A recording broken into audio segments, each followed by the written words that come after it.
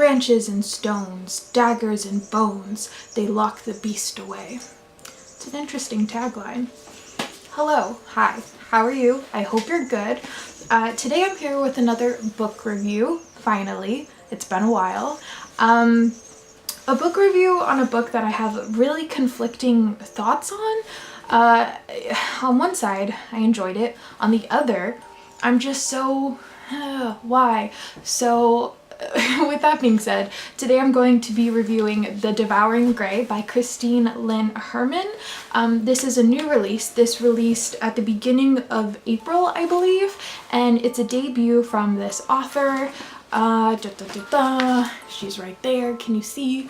And yeah, I had heard about this book a couple months ago. I was so interested in it because it's compared to Stranger Things, or it says for fans of Stranger Things, and honestly, I'm gonna have to disagree on that one. I think this is more for fans of Riverdale, if anything. It's just really similar in structure, like the bare bones of Stranger Things, but I don't think it's for fans of them, because honestly, if you take the humor and the charmingness in the characters from Stranger Things, then you would have The Devouring Grey, but I'm rambling. Let's talk about this book. For those that don't know, The Devouring Grey is set in a town called Four Paths, and in this town there is a beast, a monster. This monster is locked away and it's kept in this flip side of the town, sort of like the Upside Down in Stranger Things. That's kind of where you get the comparison. So it's locked away and it's kept away from the townspeople. Everyone is safe, and it's locked away by the founders. The founders of this town have powers, and so they're able to keep the town safe in this way. And now we have, in this story, it focuses more on the descendants of these founders, the kids, the teenagers, as they're coming into their own powers, and now they sort of have to protect the town, essentially, from this monster. And we follow our main character. Her name is Violet. Now, Violet actually is not from Four Paths. She was from, I think, New York possibly, or something.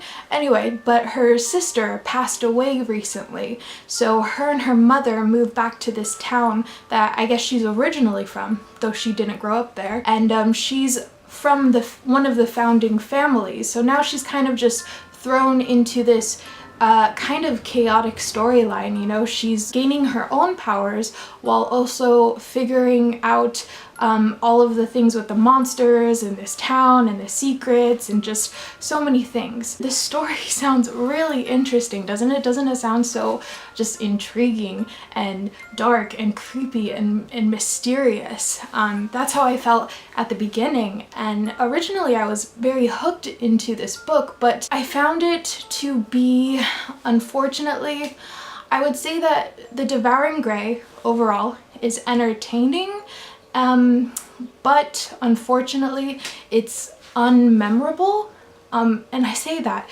with a sad tone because honestly, I love everything about the concept. I love the representation in this book.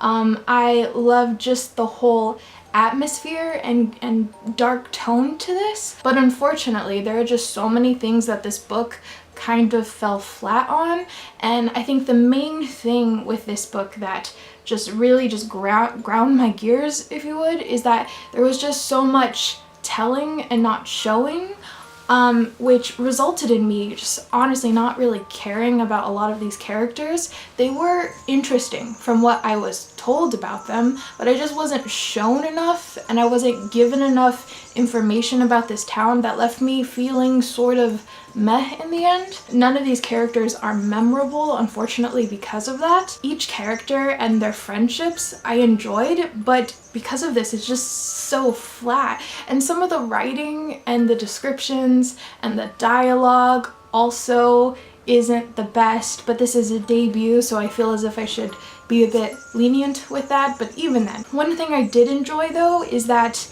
the parents in this book have their own storylines as well, and you get backstories with these characters, and they're a lot more involved than you would think in a young adult novel, which I really enjoyed because I feel as if these books always center on the kids and the parents are just somehow not there.